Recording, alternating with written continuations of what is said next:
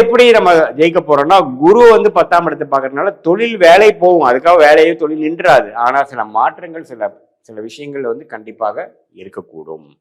ராகு 12ஆம் இடத்துல குரு பார்வை வரதுனால கொஞ்சம் வெளிநாடு போகணும்னு நினைக்கிறவங்க, வெளி மாநிலம் போகணும்னு நினைக்கிறவங்க ஒரு மாற்றத்தை கொடுக்கக்கூடிய அமைப்பு. அங்க மாறி அதுல போய் கொஞ்சம் செட் ஆகிறதுக்கு கொஞ்சம் சிரமப்படுற மாதிரி விஷயங்கள், இது எல்லாமே கொடுக்கக்கூடிய அமைப்பு தான் மீனராசிக்காரர்களுக்கு அடுத்து வரக்கூடிய 183 நாட்கள் இருக்க போகுதுங்கிறது நம்ம தெரிஞ்சுக்கிறோம்.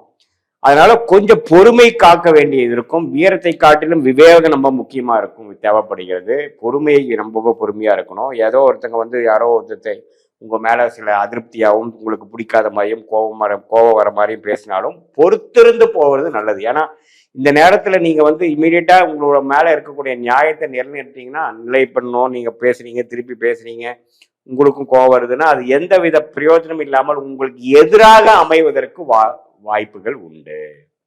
அதனால வீரத்தை காட்டிலும் விவேகமாக இருக்கக்கூடிய காலம் என்பதை நம்ம தெரிந்து கொள்ளணும்.